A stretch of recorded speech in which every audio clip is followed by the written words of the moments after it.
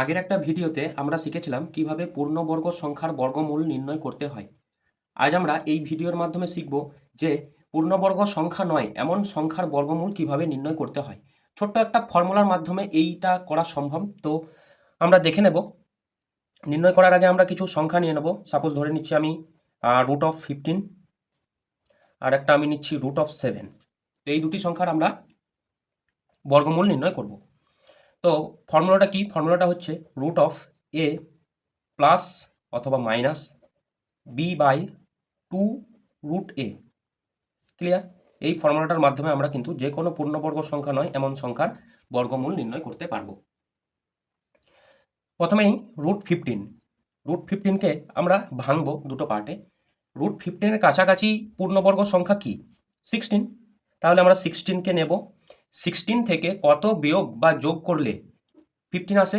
Obviously -1 করলে 15 আসে।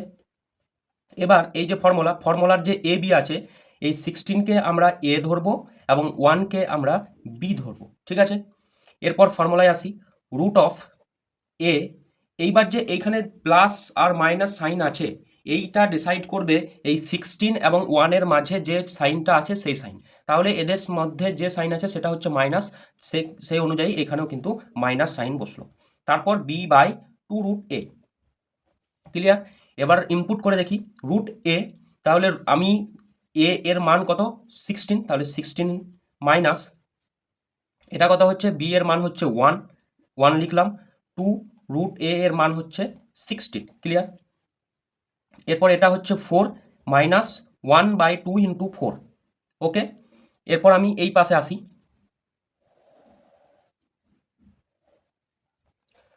এবার হচ্ছে 4 মাইনাস 1/8। 4 মাইনাস এটাকে আমরা যদি সলভ করি তাহলে হচ্ছে 0.125।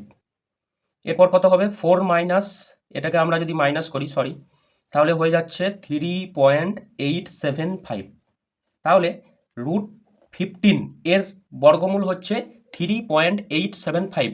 এবার বলে রাখি, এটা কিন্তু √15-এর এক্স্যাক্ট ভ্যালু নয়, এটা হচ্ছে অ্যাপ্রক্সিমেট ভ্যালু। ঠিক আছে?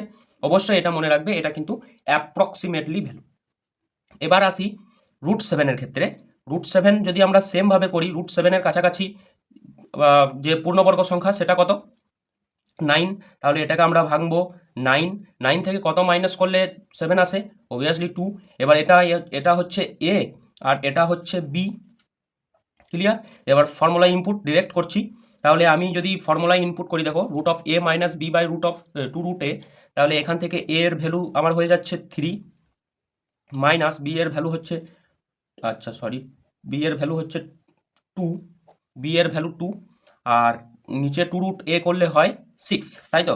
তাহলে 3 মাইনাস এটাকে আমরা যদি ডিভাইড করি তাহলে কত আসছে? 0.333 সামথিং, এভাবে চলতেই থাকবে। তাহলে এটাকে আমরা ইকুয়াল করলে কত হচ্ছে? 2.67 অ্যাপ্রক্সিমেটলি ভ্যালু। কিন্তু এটা সবগুলোই কিন্তু অ্যাপ্রক্সিমেট ভ্যালু। তাহলে এইভাবে তোমরা সলভ করতে পারবে। এবং একটা আমি HW দিয়ে রাখি, যেটা আপনারা প্রত্যেকে কমেন্ট বক্সে জানাবেন। তো সেটা হচ্ছে √147 দিলাম। এটার ভ্যালু কত হচ্ছে প্রত্যেকে কমেন্ট বক্সে কমেন্ট করে জানিও। থ্যাংক ইউ সবাইকে ভিডিওটি দেখার জন্য, এবং এরকম আরও ছোট ছোট ক্লিপস পাওয়ার জন্য অবশ্যই চ্যানেল ফলো বা সাবস্ক্রাইব করতে পারেন। থ্যাংক ইউ সবাইকে।